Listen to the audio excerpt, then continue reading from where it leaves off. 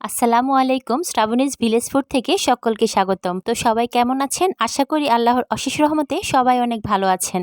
মাছ ভুনা তো আমরা সবাই কম বেশ করে থাকি, তবে স্বাদের ভিন্নতা আনার জন্য এভাবে যদি ক্যাপসিকাম ও টমেটো দিয়ে মাছ ভুনাটা করে থাকি তাহলে সত্যিই খেতে অসাধারণ হয়ে থাকে। তাহলে চলুন শুরু করা যাক। তার জন্য প্রথমেই এখানে লাগবে একটি ক্যাপসিকাম ও টমেটো। আগে থেকেই ধুয়ে রাখা ক্যাপসিকাম ও টমেটো ছুরির সাহায্যে কিউব করে কেটে নেব।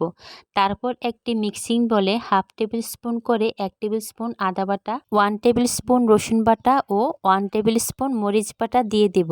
এরপর 1 চা চামচ করে হলুদের গুঁড়া, 1 চা চামচ ধনে গুঁড়া ও 1 চা চামচ মরিচের গুঁড়া। এই মাছের ভুনাটা একটু স্পাইসি হয়ে থাকে। তারপর আপনাদের ইচ্ছে করলে গরম মশলা পাউডার ইউজ করতে পারেন।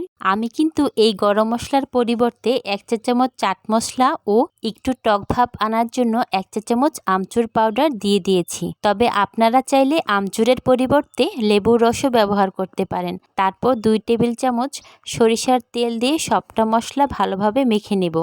মশলাটা মাখানো হলে এখানে ধুয়ে রাখা বড় মাছের পিসগুলো মশলা মাখিয়ে নেব। আপনারা যে কোনো বড় মাছ এখানে নিয়ে নিতে পারেন। মাছগুলো মশলা মাখা হয়ে গেলে স্বাদমতো লবণ ও আবারও 1 টেবিল চামচ সরিষার তেল দিয়ে 1 ঘন্টা ম্যারিনেট করে রেস্টে রেখে দেব।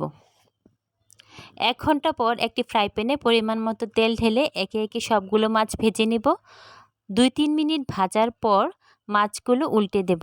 মিডিয়াম হাই হিটে মাছগুলো ভেজে একটি পাত্রে উঠিয়ে রাখব।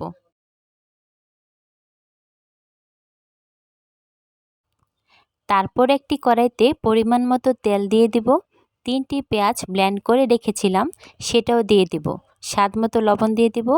পেঁয়াজ যখন একটু ভাজা ভাজা হয়ে যাবে তখনই 1 টেবিল চামচ করে হলুদের গুঁড়া, মরিচের গুঁড়া, ধনে গুঁড়া ও জিরা গুঁড়া দিয়ে দিব। এরপর মাছ ভাজার যে অবশিষ্ট তেল ছিল তা কড়াইতে ঢেলে দেব। মাছগুলো ম্যারিনেট করে রাখার পর যে কিছু মশলা ছিল তা সামান্য পানি দিয়ে দিব।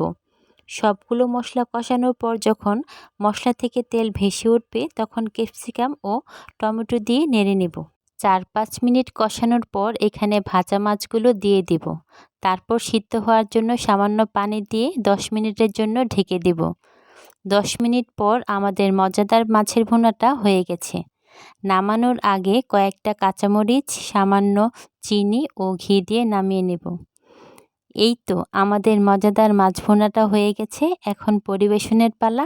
এই মাছের ভুনাটা দেখতেও যেমন লোভনীয় হয়েছিল আর খেতেও ছিল একদম অসাধারণ। এভাবে একবার হলেও বাড়িতে ট্রাই করবেন। আশা করি আপনাদের কাছেও অনেক ভালো লাগবে। আসসালামু আলাইকুম। আল্লাহ হাফেজ।